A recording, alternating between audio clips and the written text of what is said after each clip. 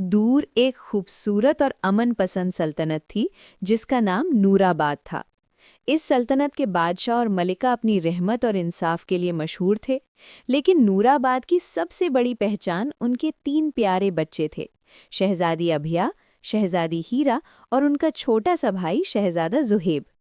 शहजादी अभिया सबसे बड़ी थी। वो बहुत समझदार, जिम्मेदार और दिल की बहुत नर्म थी।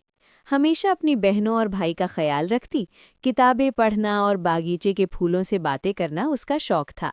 शहजादी हीरा बीच वाली थी, थोड़ी सी शोख, थोड़ी सी जिद्दी, लेकिन दिल की बहुत साफ। उसकी हंसी पूरे महल में गूंज जाती थी। और सबसे छोटा था शहजादा जुहेब, चंचल, शरारती और हमेशा किसी न किसी नई मस्ती की तलाश में। रोज सुबह जैसे ही महल के बागीचे में धूप उतरती, जुहेब कोई नई शरारत सोच लेता। कभी वो अभिया के बालों में फूल लगा देता, कभी हीरा के रंग भरे दुपट्टे को हवा में उड़ा देता।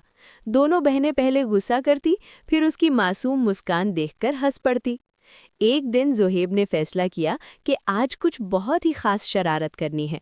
उसने हीरा के कान में धीरे से कहा, चलो आज बागीचे के फाउंटेन में रंग डाल देते हैं। हीरा की आंखें चमक उठी, लेकिन अभिया ने तुरंत मना कर दिया। जुहेब, अगर बाबा को पता चला तो? जुहेब ने मासूम सी शक्ल बनाकर कहा, बाजी थोड़ा सा रंग, बस थोड़ा सा।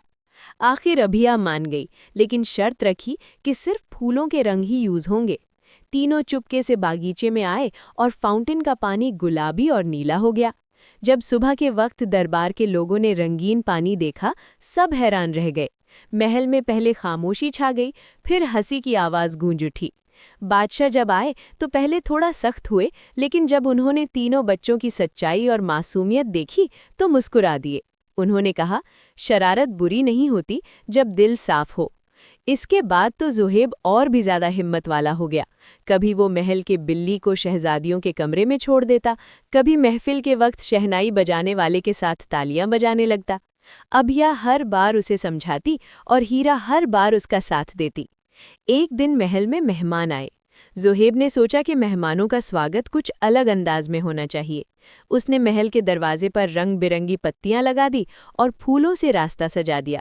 जब मेहमान आए तो वो इतनी खूबसूरती देखकर हैरान रह गए। सब ने जुहेब की तारीफ की। उस दिन अभिया ने महसूस किया कि जुहेब की शरारतें सिर्फ मस्ती नहीं, बल्कि खुशी बांटने का तरीका है।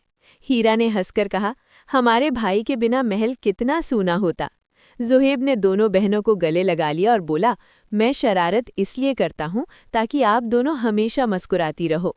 वक्त गुजरता गया, लेकिन उनकी दोस्ती और प्यार और गहरा होता गया। अभिया की समझदारी, हीरा की शोखी और जुहेब की शरारतें मिलकर नूराबाद को एक खुशियों भरी सल्तनत बना देती थी। और लोग आज भी कहते हैं कि अगर नूराबाद में कभी हंसी सुनाई दे तो समझ जाओ, शहजादी अभिया, शहजादी हीरा और शहजादा जुहेब कहीं न कहीं मिलकर कोई नई प्यारी शरारत कर रहे हैं।